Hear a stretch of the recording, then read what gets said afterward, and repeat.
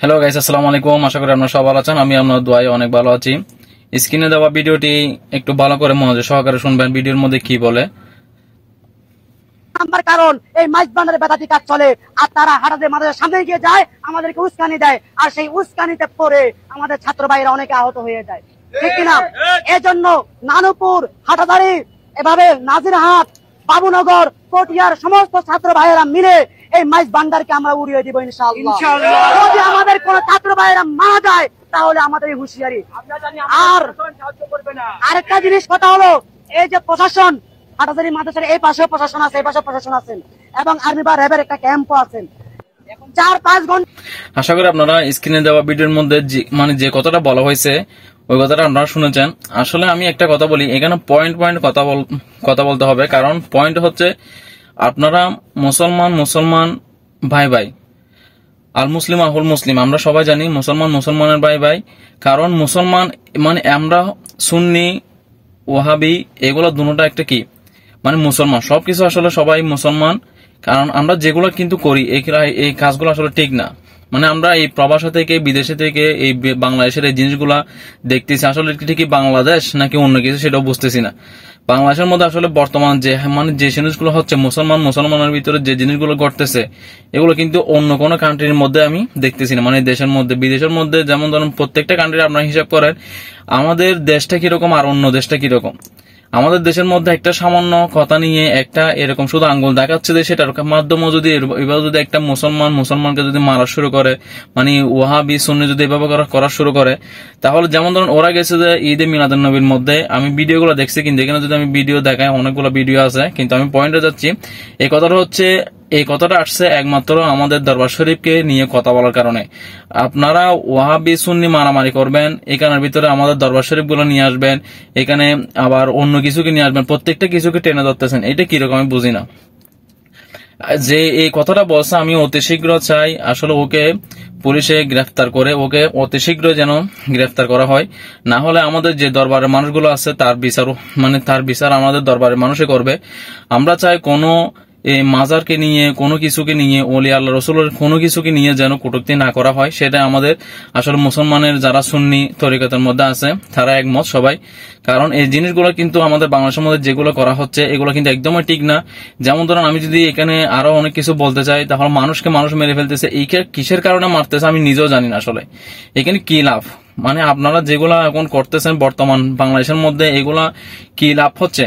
আমি এখন দেখতেছি বাংলাদেশের মধ্যে ভাইকে ভাই মেরে ফেলতেছে, ভাই আবার ছেলে বাবাকে মেরে ফেলতেছে, মা ছেলেকে মেরে ফেলতেছে, ছেলে আবার মাকে মেরে ফেলতেছে। এখন ছোট থেকে বড় থেকে সবকিছু যেগুলো হচ্ছে বাংলাদেশের মধ্যে এগুলো কিন্তু অন্য কোনো দেশের মধ্যে আমি দেখতেছি না।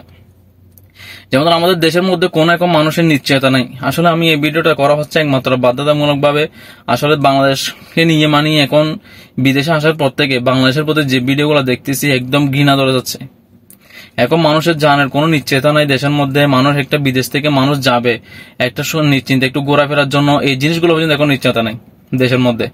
যেমন ধরুন আমাদের দরবার শরীফকে নিয়ে, কারণ এইখানে ওরা সবাই জুলুস করতে গেছে, জুলুস করে সুন্দর করে ফিরে আসতেছে, এটা এক কথা।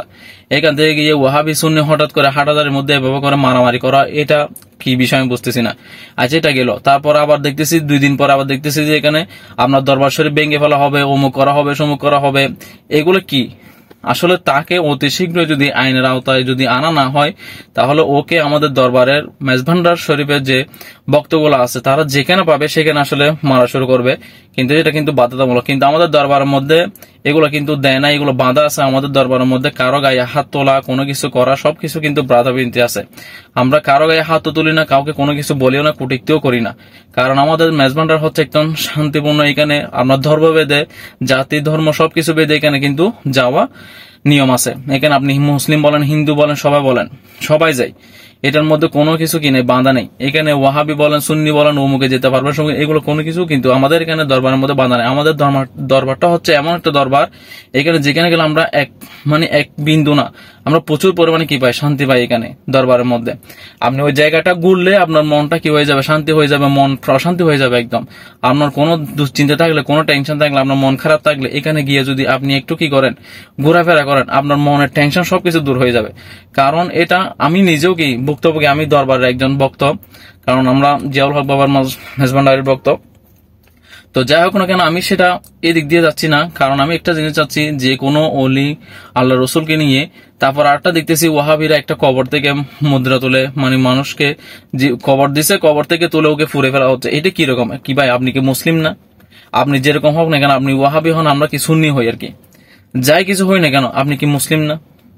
এই মুসলিম হয়ে আপনি একজন মানুষকে কবর থেকে তুলে ফুরে ফেলতেছেন যে হিন্দুদের মতো। এটা তো জাহিলি যুগের থেকেও খারাপ হয়ে যাচ্ছে। মানুষ বলে যে জাহিলি যুগ, জাহিলি যুগ তো দেখতেছে আপনি আপনারা নিজে নিয়ে আসতেছেন। এই মুসলমানের ভিতর মুসলমান আমরা আল্লাহ তাআলা একটা কথা বলছেন, যাকে মানে আমরা মানুষকে কিসের জন্য মারবো, কিসের জন্য ঝগড়া করব, আমরা নিজেও জানি না। এই এখন বর্তমান সমাজের মধ্যে এখন এগুলো করতেছে। আমরা মানুষকে কিসের জন্য মারতেছি, কিসের জন্য হামলা করতেছি, কি লাভ, এগুলো কি হবে, কিন্তু কেউ এখন বুঝবে না। কিন্তু কিসের জন্য মারতেছে সেটাও ও নিজেও জানে না। বর্তমান সমাজের মধ্যে আসলে যা কিছু হচ্ছে, এগুলো হচ্ছে একদম নিষ্কৃষ্ট কাজ, যেগুলো একদম নিষ্কৃষ্ট, এগুলো কিন্তু সব বলার বাইরে এই জিনিসগুলা।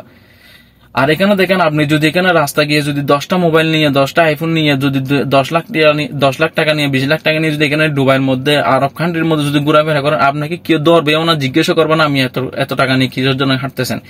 একটা মহিলা মানুষ, আপনি হাজব্যান্ড ওয়াইফ মহিলা মানুষ যদি এখানে ঘুরতেও যায়, ওর গায়ে যদি 100 ভরি যদি স্বর্ণ থাকে, এখানে বিদেশের মধ্যে কেউ জিজ্ঞাসা করবে না যে এত ভরি স্বর্ণ কেন আপনার গায়ে।